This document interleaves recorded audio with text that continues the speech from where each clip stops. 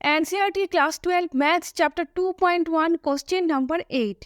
तो क्वेश्चन है find the principal value of cot inverse root 3। तो पहले राइट हैंड साइड में देखिए, रूट 3 किसका वैल्यू है? कॉट 30 का। कॉट 30 को कॉट पाई बाई 6 लिख सकते हैं। पाई इक्वल 180 डिग्री, तो cot pi by 6 equal root 3। ये रफ है, आप लोग मत कीजिएगा, सिर्फ आप लोगों को देखने के लिए। आप मैथ्स करते हैं, let y equal cot inverse root 3। Cot inverse को लेफ्ट हैंड साइड में कीजिए, तो cot y equal root 3। Next root 3 के प्लेस पर कॉट पाई बाई 6 लिख सकते हैं। Cot y equal cot pi by 6, cot cot cancel हो गए, रह गए y equal pi by 6। So the range of the principal value branch of cot inverse is 0 to pi. So the principal value of cot inverse root 3 is pi by 6। Maths यहाँ तक ही है। अब सिर्फ एक बात आप लोगों को समझने के लिए, फंक्शन कॉट इनवर्स होने से डोमेन रियल नंबर है और रेंज फ्रॉम 0 to पाई है। रूट 3 रियल नंबर है और फंक्शन कॉट इनवर्स सेटिस्फाई करने के बाद वैल्यू पाई बाई 6 0 और पाई के बीच के वैल्यू है। ठीक है, नीचे मैंने जो डोमेन रेंज फंक्शन लिखा है वो सिर्फ आप लोगों को देखने के लिए, आप लोग मत लिखिएगा। NCERT class 12 maths chapter 2.1 question number 9। तो क्वेश्चन है find the principal value of cos inverse minus 1 by root 2। तो पहले राइट हैंड साइड में देखिए, कॉस इनवर्स का वैल्यू माइनस 1 बाई रूट 2 है। कॉस, सेक और कॉट ये तीनों फंक्शन का वैल्यू माइनस में होने से ये फॉर्मूला अप्लाई करने पड़ते हैं। Cos inverse minus X equal pi minus cos inverse X. Sec और कॉट होने से सिर्फ कॉस के प्लेस पर सेक और कॉट लिखना है। फिर से देखिए, 1 बाई रूट 2 किसका वैल्यू है? कॉस 45 का। 45 को पाई बाई 4 लिख सकते हैं। Pi equal 180 degree, cos pi by 4 equal 1 by root 2। ये सारे रफ है, आप लोगों को समझाने के लिए, आप लोग मत कीजिएगा। अब मैथ्स करते हैं। Let y equal cos inverse minus 1 by root 2। Formula लिखिए, राइट हैंड साइड में जो फॉर्मूला है, x के प्लेस पर 1 बाई रूट 2 होगा, तो pi minus cos inverse 1 by root 2। Next 1 by root 2 के प्लेस पर कॉस पाई बाई 4 लिख सकते हैं। नेक्स्ट कॉस कॉस कैंसिल हो गए, रह जाएंगे पाई माइनस पाई बाई 4।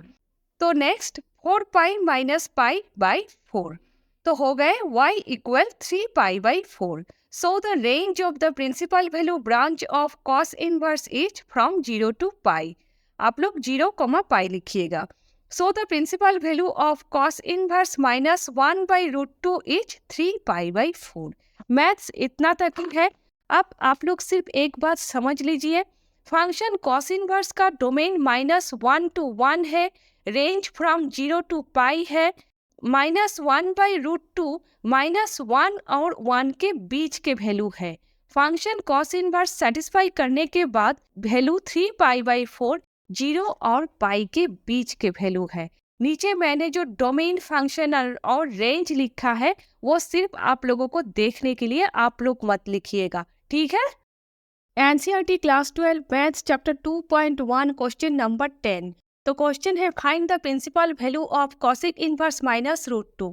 तो पहले राइट हैंड साइड में देखिए, रूट 2 किसका वैल्यू है? कॉसिक 45 का। कॉसिक 45 को कॉसिक पाई बाई 4 लिख सकते हैं। पाई इक्वल 180 डिग्री, तो cosec pi by 4 equal root 2। ये सब रफ है, आप लोग मत कीजिएगा। तो अब मैथ्स करते हैं। Let y equal cosec inverse minus root 2। Cosec को लेफ्ट हैंड साइड में कीजिए, cosec y equal minus root 2। Next root 2 के प्लेस पर कॉसिक पाई बाई 4 लिख सकते हैं, तो कॉसिक कॉसिक कैंसिल हो गए, रह जाएंगे y equal minus pi by 4। So the range of the principal value branch of cosec inverse is from minus pi by 2 to pi by 2 minus 0. So the principal value of cosec inverse minus root 2 is minus pi by 4. Maths यहाँ तक ही है।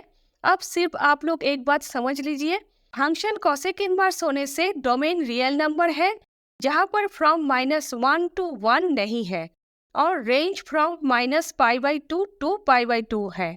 यहाँ minus root 2 real number है और function cosec inverse satisfy करने के बाद minus pi by 4, minus pi by 2 और पाई बाई 2 के बीच के वैल्यू है। ठीक है, नीचे मैंने जो डोमेन फंक्शन रेंज लिखा है ये सब सिर्फ आप लोगों को देखने के लिए, आप लोग मत लिखिएगा, ठीक है।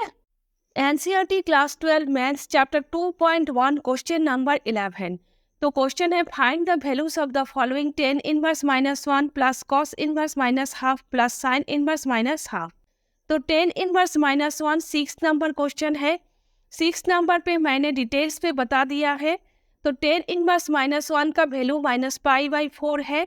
cos इनवर्स -1/2 5 नंबर क्वेश्चन है, वहाँ पर मैंने डिटेल्स पे बता दिया है।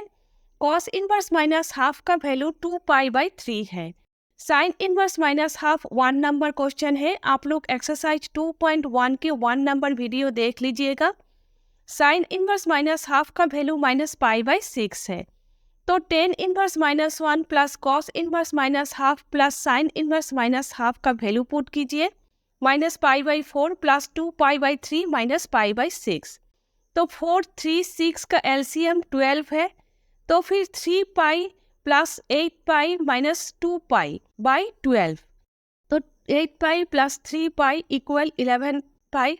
11π minus 2π equal 9π/12।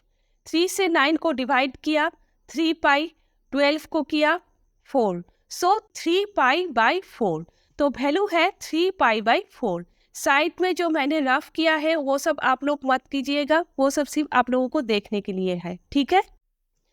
NCERT class 12 maths chapter 2.1 question number 12। तो क्वेश्चन है find the values of the following cos inverse half plus 2 sin inverse half. तो let y equal cos inverse half. cos को लेफ्ट हैंड साइड में कीजिए, cos y equal half. Next half के place पर cos π/3 लिख सकते हैं। Right hand side में देखिए cos 60 equal half, so cos π/3 equal half. तो नेक्स्ट cos कैंसिल हो गए, रह जाएंगे y equal π/3। Next y equal sine inverse half. Sine को लेफ्ट हैंड साइड में कीजिए, sine y equal half. Half के प्लेस पर π/6 लिख सकते हैं। Sine 30 equal half, so sine π/6 equal half. Sine sine cancel हो गए, रह जाएंगे y इक्वल π/6। तो cos inverse half plus 2 sign inverse half. Value put कीजिए, π/3 प्लस 2 इंटू π/6। 2 से 6 को डिवाइड करके π/3। तो नेक्स्ट π/3 प्लस π/3, तो 2π/3। तो वैल्यू है 2π/3, ठीक है। Chapter 2.1 question number 13। तो क्वेश्चन है if sine inverse -1/2 equal y then ABCD which option is true. तो ऑलरेडी आप लोग कर चुके हो, फंक्शन साइन इनवर्स होने से डोमेन फ्रॉम -1 to 1 है और रेंज फ्रॉम -π/2 to π/2 है। So option B is correct. y is greater than और इक्वल टू -π/2 और लेस देन और इक्वल टू π/2, ठीक है। NCERT class 12 maths chapter 2.1 question number 14। तो क्वेश्चन है tan inverse √3 minus sec inverse -2 is equal to which option, A, B, C और D। तो चलिए देखते हैं कौन सा ऑप्शन सही है। तो let y equal tan inverse √3। 10 को लेफ्ट हैंड साइड में कीजिए, tan y इक्वल √3। नेक्स्ट √3 के प्लेस पर π/3 लिख सकते हैं क्योंकि 60 इक्वल √3। 60 को π/3 लिख सकते हैं। तो 10 कैंसिल हो गए, रह गए y इक्वल π/3। अब let y equal sec inverse -2। तो फंक्शन sec इनवर्स का वैल्यू माइनस में होने से ये फॉर्मूला अप्लाई करने पड़ते हैं। sec inverse -x equal pi minus sec inverse x। तो x के प्लेस पर 2 होंगे, पाई माइनस sec इनवर्स 2। 2 के प्लेस पर π/3 लिख सकते हैं क्योंकि sec 60 इक्वल -2। तो sec π/3 equal -2। Next sec cancel हो गए, रह जाएंगे पाई माइनस π/3। तो 3π माइनस π/3 इक्वल 2π/3। तो tan इनवर्स √3 का वैल्यू π/3 माइनस sec इनवर्स -2 का वैल्यू 2π/3। π/3 minus 2π/3 equal -π/3। तो ऑप्शन बी इज करेक्ट, -π/3, ठीक है।